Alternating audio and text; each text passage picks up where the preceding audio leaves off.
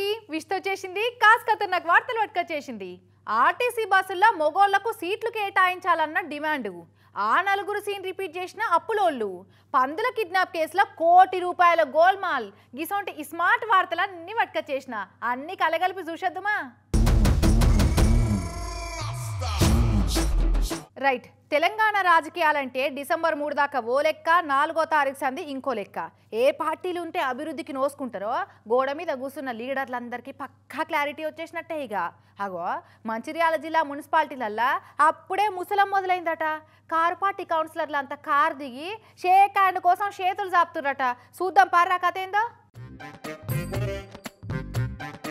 ఈ ఎండకు ఆ గొడుగు పట్టాలన్న శాస్త్రాన్ని అందరికంటే ఫస్ట్ శృతి తప్పకుండా పాటిస్తున్నట్టుగా మంచిర్యాల మున్సిపాలిటీ పాలకవర్గ సభ్యులు మొన్నటిదాకా అధికారంలో ఉన్న కారిపార్టీ క్యాడర్ను కాదని ఎట్టి పరిస్థితుల్లో మంచిర్యాల మున్సిపాలిటీ అభివృద్ధి ఆగొద్దన్న అజేయ సంకల్పంతో కాంగ్రెస్ లో చేరిరట కొందరు కౌన్సిలర్లు. మొత్తం 36 మందిలో 18 మంది కారు పార్టీ కౌన్సిలర్లు బ్రేకులు పడ్డ కారు దిగి కాంగ్రెస్ పార్టీతోని కదం దొక్కుకుంటా ముంగడికి పోదామని చెప్పి క్యాంపులల్లో చేరిరట. ఇక చూడుర్రి, మొన్నటి సంది ముక్కలు సుక్కలతోని మందులు విందులే నడుస్తున్నాయట క్యాంపులల్లా. గుసగుస పెట్టుకుంటారు ఈ ముచ్చట్నే.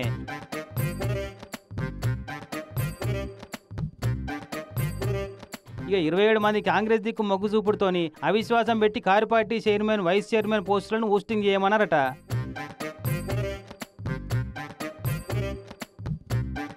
ఇక అదే మంచిర్యాల నియోజకవర్గం లక్షెట్టిపేట మున్సిపాలిటీ వాళ్ళు కూడా same to same formula follow అవుతున్నారట. 14 మంది కౌన్సిలర్ల హస్తం పార్టీకి 1/2 మంది ఉంటే కారు పార్టీ వాళ్ళకు 8 సీట్లు ఉండేనట. కానీ ఇప్పుడు మొన్న గెలిచిన హస్తం పార్టీ ఎమ్మెల్యే ప్రేమ్ సాగర్ రావు సార్ ప్రేమగా విలువనంపుడుతోని కారు దిగి కాంగ్రెస్ లో ఏరిరట 2 కౌన్సిలర్లు. ఇక ఇప్పుడు రియల్ రివర్స్ అయి చైర్మన్ పోస్ట్ లో కాంగ్రెస్ క్యాండిడేటే కూర్చునే కోపు కొడుతుంది. కానీ సూడుర్రి, అధికారం మారంగానే రాజకీయాలు ఏ రేంజ్ లో టర్నింగ్ తీసుకుంటాయో అంతేతి ఏ చెట్టు పచ్చగుంటే ఆ చెట్టు మీదే ఆలాలి. మరి అది సిటీ అభివృద్ధి సెల్ఫ్ అభివృద్ధి అన్న ముచ్చట పక్కకు పెడితే అభివృద్ధి ఆగొద్దు అంతే.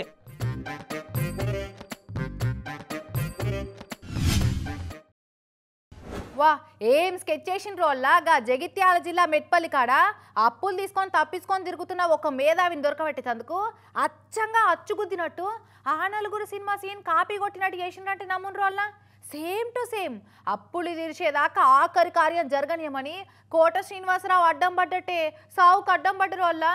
సినిమా చూసి కాపీ కొట్టిర్రా, సొంతంగానే ఐడియా వచ్చిందా తెలియదు గాని ఇగో చేసిన అప్పులు తీర్చేదాకా శవాన్ని తీయనిచ్చేదే లేదు, సావు గానిచ్చేదే లేదని తెగేసి అడ్డం పడ్డరులా అప్పులు ఇచ్చిన వాళ్ళంతా. ఇగో లోపల శవం బయట పాడే.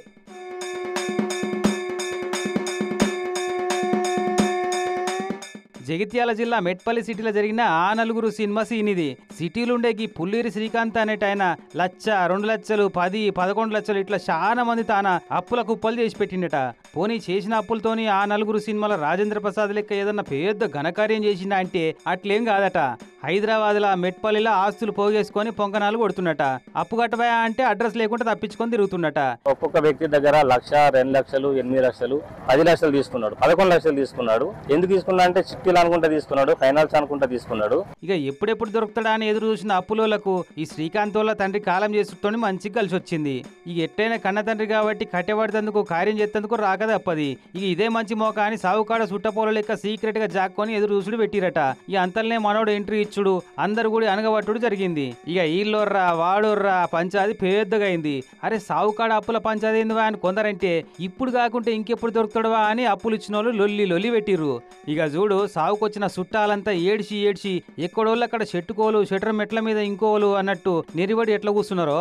ఇక అప్పులోళ్ళు వినేటట్టు లేరా, చీకటి పడితే సావుకార్యం చేయొద్దా ఎట్లా అని లాస్ట్ కు అందరు కలిసి పెద్ద మనుషుల నడుమ పంచాది పెడితే నెల రోజుల్లో అందరి అప్పులు కట్టేస్తాం అని అగ్రిమెంట్ రాపిచ్చిర్రు. కానీ చూడుర్రి, సావుకాడ కూడా అయ్యో పాపం అని అంటలేరంటే మనోడు చిక్కడు దొరకడు అన్నట్టు అప్పిచ్చినోళ్ళను ఎన్ని ముప్పు తిప్పలు పెట్టింటాడో కదా. అప్పిచ్చినోడు వైద్యుడు అని అంటారు కానీ ఈసొంటోళ్ళకి అప్పిస్తే దరిద్రుడే అవుతాడు. ఇంకోసారి ఎవ్వరు ఇట్లా అప్పు తీసుకొని తప్పించుకొని తిరగకుండా బుద్ధి రావాలంటే గిట్టనే చేయాలని మంకు పట్టు బట్టి అనుకున్నది చేసిరుపో.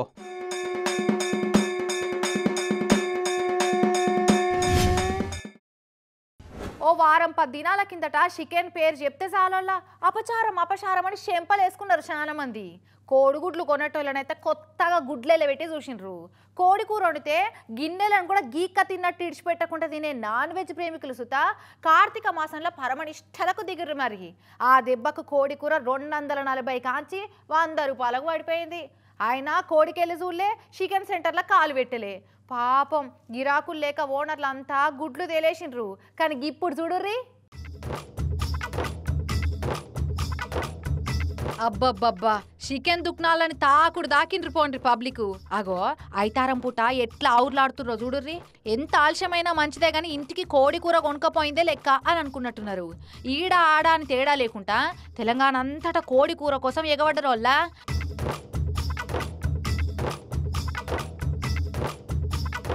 గమ్మతేందంటే అలవాట్ల కొందరైతే 100 రూపాయలే పట్టుకొచ్చిర్రు. ఇక దుకాణంకి వచ్చినాక రే అని నాలుక గరుచుకుంటా ముఖం మార్చుకుంటా కిలో కాడ అర్ధ కిలో కొనుక్కపోయారట. ఇక మొన్నటిదాకా ఆఫర్లు వచ్చి పిలిచినా లెక్క చేయకుండా ఇప్పుడు వస్తారా నా కాడికి అని కోడైతే కొండెక్కి కూస్తున్నది. ఇక ఇప్పుడు కిలో చికెన్ అల్కగా 200 దాటిందోళ్ళ. ఇక తోలు తిస్తే ఇంకో 20-30 ఎక్కువనే నడుస్తుందోళ్ళ.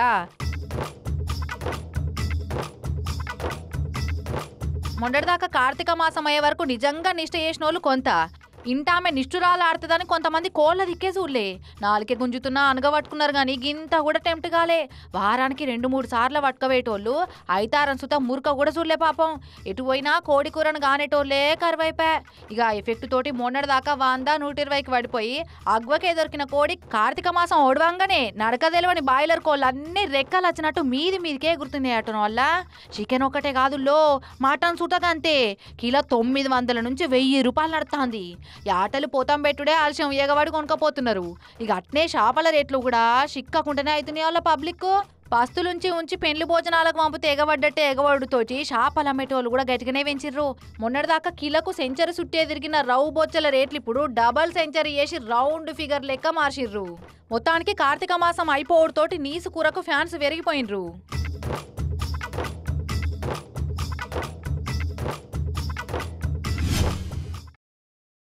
అబ్బా ఈ మొగోళ్ళకైతే మన ఆడోళ్ళ మీద ఎంత కుళ్ళు, ఎంత కుట్ర, ఎంత కడుపు మంటనో చూడుర్రి.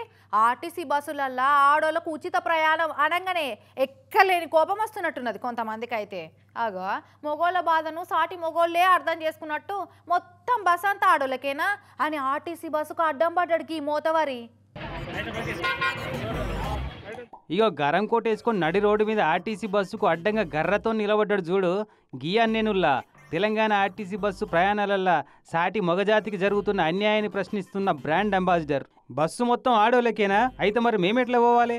2 గంటలు నిలబడ్డా ఒక్క బస్సు అన్న ఖాళీగా ఉంటలేదు. ఎక్కంగానే వెనక జరుగు అని నూకేస్తున్నారు. కానీ వెనక నిలబడుతుంది కూడా జాగుంటలేదు. అరే వారం రోజుల సంది ఇదే కథ అవుతుంది. మేమేమన్నా పూకడుకు తీసుకోపోమంటున్నామా? పురుగులను చూసినట్టు చూస్తున్నారు మమ్మలను అని బరాబర్ ప్రశ్నిస్తుండు. పక్కకు జరగమని ఎంతమంది బతిలాడినా బెదిరించినా అస్సలు తగ్గలే, అట్లనే నిలబడ్డాడు.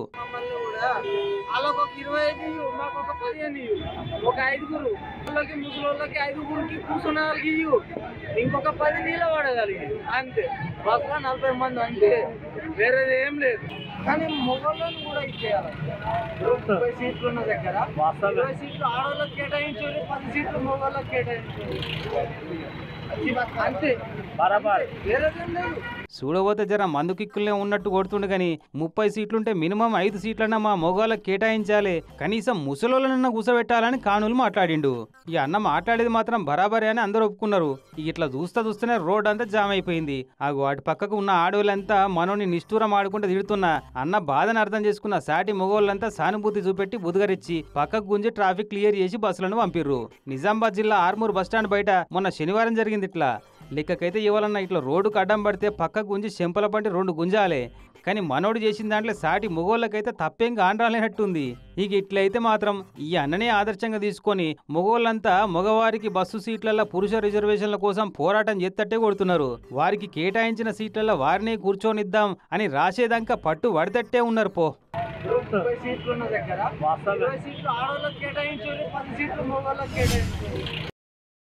అవోళ్ళ మొన్నగా జడ్చెల్ల సిటీ మురికి కుంటలల్లా మోరిల్లల్లా జామ్ అని తిరిగిన పందులన్నీ పత్తా లేకుండా మాయమైనాయట అని ఒక ముచ్చడి చెప్పుకుంటాం కదా మన వార్తల్లా.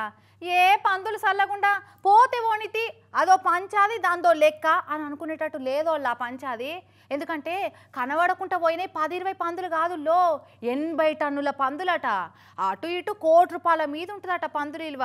అందుకే ఆ పంచాది ఇంతింతై పందంతై అన్నట్టు జడ్చెల్ల కొత్త ఎమ్మెల్యేకు మున్సిపల్ పాత పాలక వర్గ నడుమ బగ్గున అగ్గి పెడుతుందట. చూద్దాం పారి ఆ పందుల పంచాది ఏడదాకా వచ్చిందో. ఓరిని జడ్చర్ల మున్సిపాలిటీల పందులు మాయమైన పంచాది రాను రాజకీయాల చుట్టూ సుడి తిరుగుతుందుల్లో మున్సిపాలిటీ వాళ్ళే కిడ్నాప్ చేసి అమ్ముకున్నారని పందుల పెంపకందారులు అంటే లేదు పబ్లిక్ పందులతోని పరిశాన్ అవుతుందనే వట్టించి ఊరవతలు ఇడిచిపెట్టి చేతులు కడుక్కున్నాం, అంతకు మించి మాకు ముత్తెంత పాపం కూడా తెలియదని మున్సిపల్ పాలకవర్గ పోలంటుర్రు. పందులను పిలిపించి జడ్చర్ల పట్టణంలోని పందులు పట్టియడం జరిగింది. అవి ఊరు అతలో వదిలేయడం జరిగింది. పందుల సంబంధించిన వ్యక్తులతోటి మాట్లాడి మరి అదేవిధంగా దానికి సంబంధించిన వ్యాపారులు కర్నూలులో ఎవరైతే దీనికి గుత్తేదారు ఉన్నారో వాళ్ళతో కూడా చర్చ చేసి ఈ పందులని ఏ విధంగా తరలించాలని వాళ్ళతో మాట్లాడి వాళ్ళ మనుషులతోటే మరి పందులని తరలించే ప్రక్రియ చేయడం జరిగింది. అయితే పోయిన 10-20 పందులు కాదాయే, కోటి రూపాయల విలువ గల పందులట. మొత్తం ఇప్పుడు 22 బండ్లు ఎత్తిరు. 22 బండ్లు ఎత్తిరు. కేజీ వచ్చి 130 రూపాయలు, టన్నుకు వచ్చి 1,30,000 రూపాయలు అవుతాయి. మొత్తం మేము లెక్క చేసుకుని 80 టన్నులు లెక్క వచ్చింది. మాలు జీవాలు 80 టన్నులకు 130 రూపాయల కేజీ లాగా ఎంత అవుతావు ఇంకా మీరు లెక్క చేయాల్సింది. ఇన్నరా పందుల పెంపకందారుల పెద్ద మనిషి అట ఈ అన్న 2 నెలల కిందట వలలేసి పట్నంలో ఉన్న 80 టన్నుల పందులను పట్టి 22 బండ్లలో పట్టుకపోయి అమ్ముకున్నారని నాకు ఎరుకైంది అని అంటుండు. ఈయన నాకు పందులు పోయి నేను పందులు ఎత్తుకోండి దొన్నపల్లి రవీంద్ర చైర్మన్ భర్త ఇట్లా అమ్ముకుంటుండు. ఇట్లా 4 లక్షల రూపాయలు ఇచ్చిన, 4 లక్షలు ఇచ్చినా నేను జైలుకు పోయినా కూడా మళ్ళీ వచ్చి పందులు పట్టుకు అమ్ముకున్నాడు. మళ్ళీ ఇలా చేసిన అని చెప్పి కంప్లైంట్ ఇచ్చేసిన, నాకు న్యాయం చేయండి అని చెప్పి కంప్లైంట్ ఇచ్చిన. అగనట 4 లక్షలు ఇచ్చినా ఊకోకుండా ఈ అన్న ఏదో కేసులో జైలుకు పోగానే ఇక ఇదే మంచి మోక అని పందులన్నింటినీ పట్టించి బెంగళూరులోనో చెన్నైలోనో అమ్ముకొని ఇక వచ్చిన సొమ్మంతా తలా ఇంత పందులు తిన్నట్టు పంచక తిన్నట్టుర్రు అని అంటుండు. ఇక ఈ పందుల పంచాది అక్కడి కొత్త ఎమ్మెల్యే సాబ్కు చేరిందని చెప్పుకున్నాం కదా. పందులను పట్టుకొని తీసుకుపోయిందంటే అది ఎక్కడ తీసుకుపోయిందో ఎవరు తెలుస్తలేదు. కాబట్టి మున్సిపల్ కమిషనర్ గారు చెప్పినాను, ఆ పందులు ఎక్కడ పోయినాయి, చంపితే చంపిండి అని చెప్పండి, దాచుకుంటే దాచుకుంది ఎక్కడ ఉందో చూపించండి. మీరు అమ్ముకుంటే ఆ పైసలు మున్సిపల్ ఆఫీస్లో మీరు జమ చేసిండ్రా, లేకుంటే వాళ్ళకి యజమాన్యం వాళ్ళకి ఇస్తున్నారా లేదా అనేది వాళ్ళు చెప్పాలని చెప్పి పందుల సంగతి పందులు ఎత్తుకుపోయినాయి, మీరేమైనా అమ్ముకొని పెట్టుకున్నారా, పైసలు ఎవరు అమ్ముకున్నారో ఆ డీటెయిల్స్ ప్రెస్కి. అంతే కదా, పందులన్న చూపెట్టుర్రి, పైసలన్న లెక్క చెప్పుర్రి. ఊరవతల ఇంత జాగిస్తే వాళ్ళ పందులను వాళ్ళు మేపుకుంటారు కదా అని వార్నింగ్ ఇచ్చి వెళ్ళిపోయిండు. ఇక ఎమ్మెల్యే అనిరుద్ధ్ సాబ్ అట్లంటే శిషి పాడైపోను పందుల సొమ్మంటే పర్ల సొమ్ము లెక్క, మాకు ₹1 తింటే అంతొట్టు, ప్రజలకు పరిశాన్ అవుతుందని అట్లా చేసినాం, ఎవరన్నా తప్పు చేసిరని చూపెడితే కఠిన చర్యలు తీసుకుంటాం అని అంటుంది మున్సిపల్ చైర్మన్ లక్ష్మక్క. దానికి ఎమ్మెల్యే గారు ఎలాంటి ఆరోపణ చేయవద్దు, రాజకీయం చేయవద్దు, ఎక్కడ అవినీతి జరగలేదు, ప్రజలకి చాలా సమస్య ఉంది కాబట్టి పందులపైన దాన్ని పంపించడం, పందులని పట్టియడం, ఊరు దాటించినాం అంతే, పంపించడం జరిగింది. ఎక్కడ ఎవరు ఏ రూపాయి తీసుకోలేదు. మరి ఇంతకు జడ్చర్ల పందులు ఏ ఊరి గొంతులలో తిరుగుతున్నట్టు, ఏ చేన్లలో పడి శ్రీలంకలని చెప్తున్నట్టు గమ్మతే ఉందిలే ముచ్చట. అందరు శాకాహారులే గాని కోడికూర మాయమైందన్నట్టుంది పో.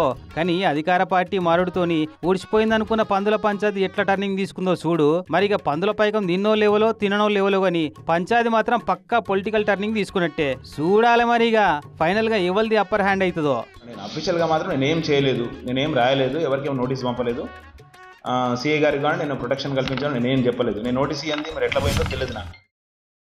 కొద్దిగంతమంది ఏ పని చేసినా ఎరేటీ కోరుకుంటారు. అందరు చేయితోని రాస్తే అసొంటోళ్ళు కాళ్ళతోటి సుత రాస్తుంటారు.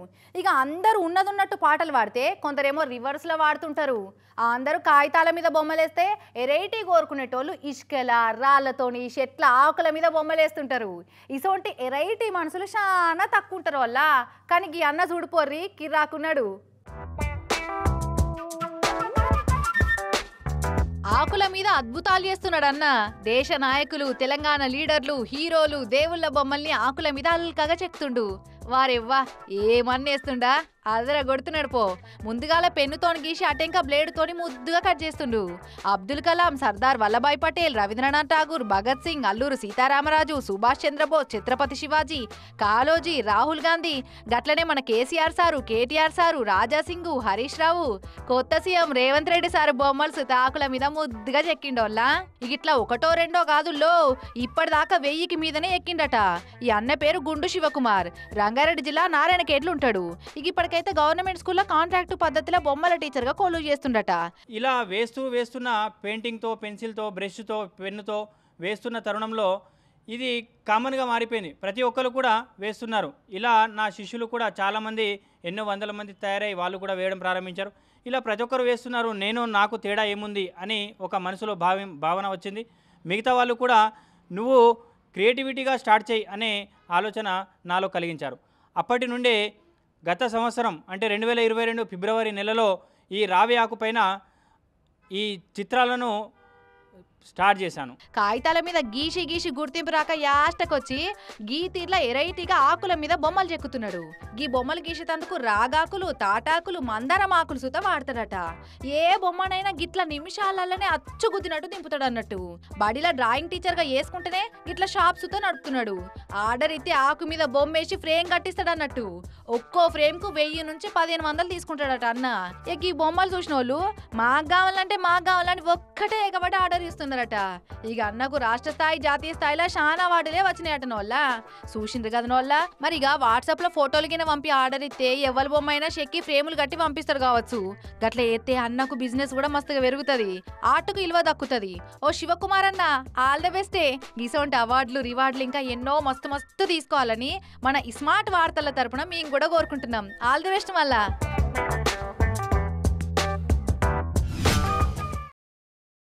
అవోళ్ళ బస్సులా ఏ సీట్లో కూర్చొని పోవాలనో జరంతా చెప్పుర్రి. ఎడమ పక్క సీట్లో కూర్చోవాలనా, కుడి పక్క సీట్లో కూర్చోవాలనా, వెనుక కూర్చోవాలనా, లేదంటే డ్రైవర్ అన్న ఎనుకున్న సీట్లో కూర్చోవాలనా? అయ్యో గిదేంది పిల్ల, యాన్నో ఓ కాడ కూర్చొని పోయే కాడికి గంత పరిశాన్ అవుతున్నారేంటి అని అనుకుంటున్నారా? గీ ముచ్చట చూస్తే మీరు సుతా గట్నే పరిశాన్ అవుడు పక్క.